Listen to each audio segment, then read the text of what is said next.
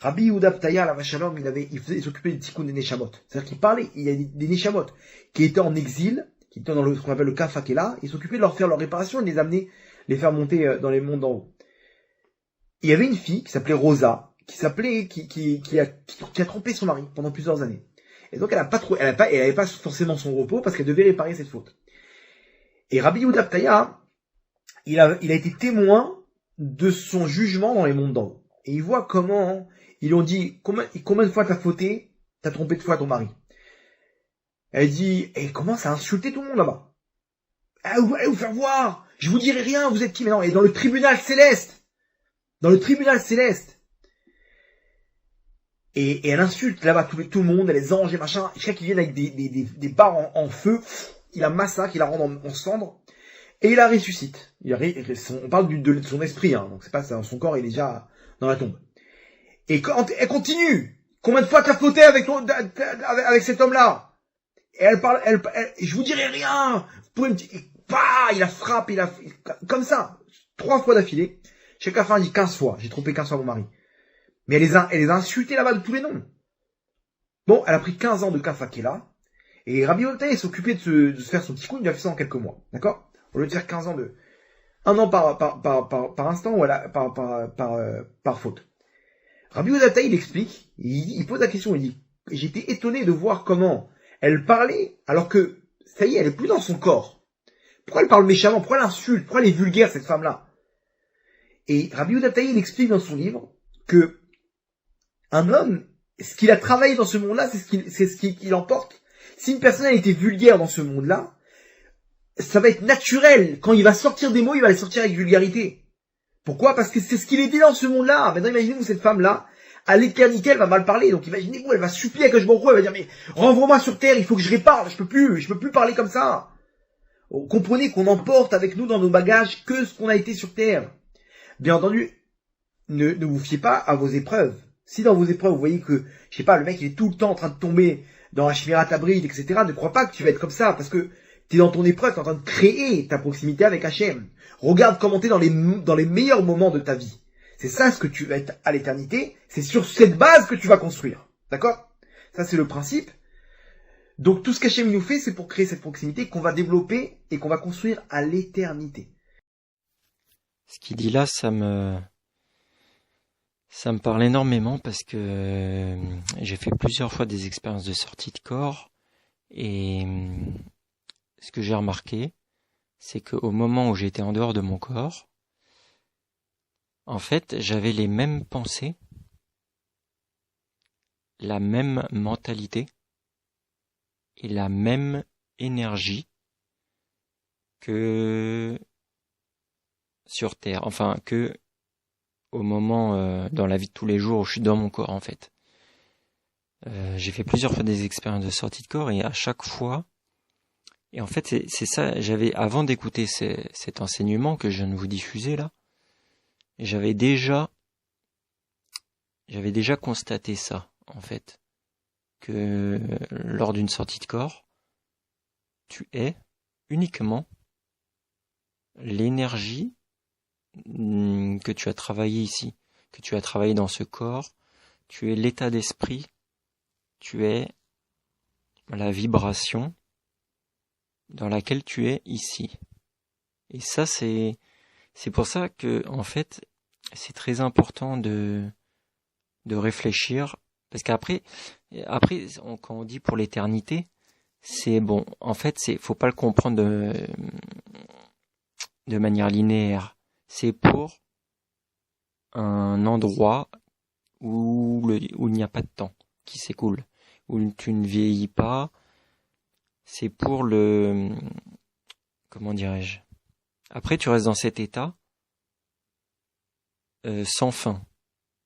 Ou alors après, si tu veux t'améliorer, tu reviens en Gilgoul. Mais en fait, en réalité, c'est ça qui est assez fou, c'est que à ce moment-là, tu es réellement, et ça vous le verrez le jour où vous sortirez de ce corps, soit par la maladie, soit par la mort, soit par c'est-à-dire la mort, la séparation de l'âme et du corps, mais en gros, ça vous le verrez de vous-même, le jour où vous mourrez, que vous serez ce que vous êtes forcé d'être ici. Et donc c'est pour ça qu'il faut rechercher à être la meilleure version de vous-même ici. Pas au sens performance, mais au sens dans tous les sens positifs que vous pouvez imaginer, quoi. Voilà, c'était mon petit commentaire de cet enseignement. Je crois que c'est une des choses les plus importantes au monde. C'est pour ça que je vous fais ce petit audio, ce petit commentaire là, parce que vraiment c'est, je pense, l'une des choses les plus importantes au monde. Et c'est pour ça que l'une des choses les plus importantes, c'est d'être en paix, d'être dans l'acceptation, d'être dans le lâcher-prise et de ne pas avoir de regrets, de ne pas avoir de rancœur envers quiconque. En gros, tout ça, si vous le travaillez pas avant votre départ, vous allez vous retrouver avec sur les bras après et de manière intemporelle. Ça vous lâchera pas, ça vous quittera pas parce qu'en fait vous pourrez pas réellement vous en débarrasser. Parce qu'on se débarrasse de ces choses dans l'expérience de l'incarnation. Après quand t'es pur esprit, après quand tu reviens à la source, tu peux pas vraiment travailler sur toi. Tu peux travailler sur toi que lorsque t'es incarné.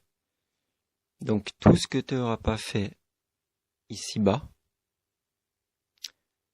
tu auras des défauts en haut, tu auras des manquements en haut, et tu auras des petits trucs qui vont te faire souffrir avant. En fait, c'est comme, si je prends un exemple, avant une randonnée, si avant de partir de chez toi, tu mets tes chaussures et que tu as un petit caillou dans ta chaussure, maintenant la randonnée elle dure 8 heures et tu peux plus enlever ta chaussure, enlever le caillou. Imagine. Maintenant, imagine un voyage qui est infini. Imagine un voyage qui ne s'arrête jamais. Et t'as pas le droit d'enlever tu peux pas enlever ta chaussure, enlever le caillou.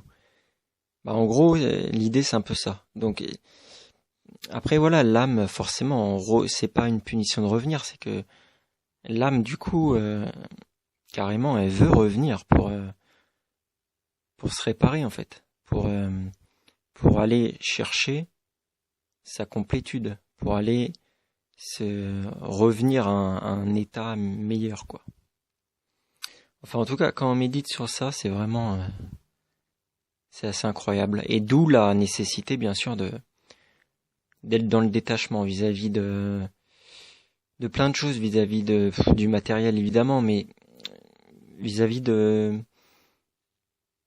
toutes nos attentes, nos passions, Après, je dis pas ça, c'est pas dans un esprit bouddhique que je vous dis ça, mais c'est vraiment quelque chose.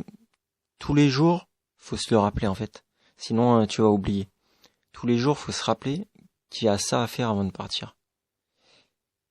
Et si t'as pas établi de lien avec la source, une fois là-haut, une fois que tu reviens à la source, si t'as aucun amour, aucun attrait, rien pour Dieu, ça va être vraiment... je pense que tu reviendras. En fait, c'est comme une école où tu redoubles. Tant que t'as pas réussi l'examen, tu redoubles. Là, ce sera un peu pareil, je pense. Voilà ce que je pouvais vous dire.